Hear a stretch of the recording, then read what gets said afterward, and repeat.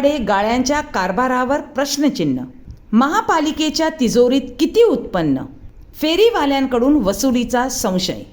वसई विरार शहर महानगरपालिकेच्या मालकीच्या भूभाडे अर्थात ग्राउंड रेट गाळ्यांच्या कारभारावर आता गंभीर प्रश्नचिन्ह उपस्थित झाले आहे. महापालिकेच्या मालकीच्या या गाळ्यांमधून नेमके किती उत्पन्न महापालिकेच्या तिजोरीत जमा होते? गाळे ज्या व्यक्ती किंवा संस्थांच्या नावावर मंजूर आहेत त्याच व्यक्ती त्या ठिकाणी व्यवसाय करतात का, की नियमबाह्य पद्धतीने हे गाळे इतरांना भाड्याने दिले जात आहेत?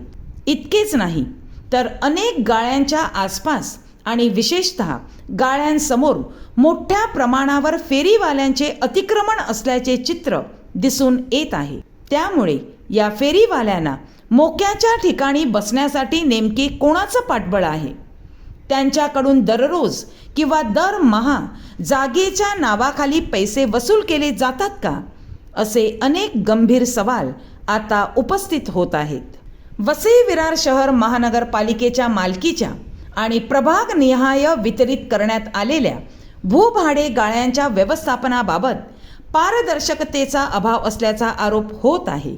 महापालिकेने कोणत्या व्यक्ती किंवा संस्थांना हे गाळे मंजूर केले आहेत? गाळ्यांचा करार किती वर्षांचा आहे? त्यांच्याकडून किती भाडे आकारले जाते? आतापर्यंत किती भाडे महापालिकेच्या तिजोरीत जमा झाले आहे आणि हे भाडे रोख स्वरूपात भरले जाते की ऑनलाईन पद्धतीने? या सर्व प्रश्नांची स्पष्ट माहिती नागरिकांसमोर येणे गरजेचे आहे. त्याचबरोबर आणखी एक महत्त्वाचा मुद्दा म्हणजे गाळा ज्यांच्या नावावर आहे त्याच व्यक्ती त्या ठिकाणी व्यवसाय करत आहेत का, की महापालिकेच्या नियमांचा भंग करून हे गाळे इतर त्रयस्थ व्यक्तींना मोठ्या रकमेने भाड्याने देण्यात आले आहेत? जर अशा प्रकारे गाळ्यांचा अनधिकृत हस्तांतरण किंवा पोटभाडे सुरू असेल तर त्याची महापालिका प्रशासनाकडून तपासणी झाली आहे का? त्याचबरोबर काही भूभाडे गाळ्यांच्या अगदी समोर मोठ्या प्रमाणावर फेरीवाले ठाण मांडून बसल्याचेही दिसून येते. मोक्याच्या जागेवर फेरीवाल्यांना व्यवसाय करण्यासाठी परवानगी आहे का? त्यांच्याकडे अधिकृत परवाने आहेत का? आणि जर ते अनधिकृत असतील तर त्यांच्यावर कारवाई का होत नाही? याहून गंभीर प्रश्न म्हणजे या फेरीवाल्यांकडून जागेच्या नावाखाली दररोज किंवा दरमहा पैसे वसूल केले जातात का? जर अशी वसुली होत असेल तर त्यामागे कोण आहे याची चौकशी महापालिका प्रशासन करणार का? मात्र या सर्व आरोपांची अधिकृत पुष्टी अद्याप झालेली नाही. त्यामुळे महापालिका प्रशासनाचा अधिकृत खुलासा आणि निष्पक्ष चौकशी महत्त्वाची ठरणार आहे.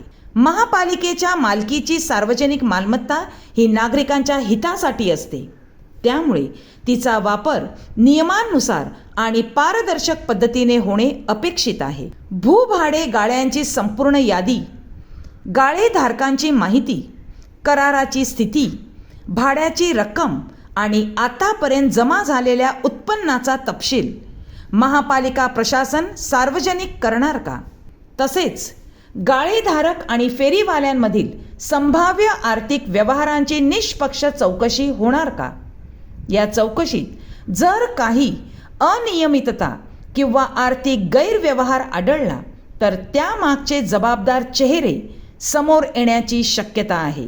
त्यामुळे आता वसई विरार महापालिका प्रशासन आणि स्थानिक लोकप्रतिनिधी या गंभीर प्रश्नांवर काय भूमिका घेतात याकडे नागरिकांचे लक्ष लागले आहे.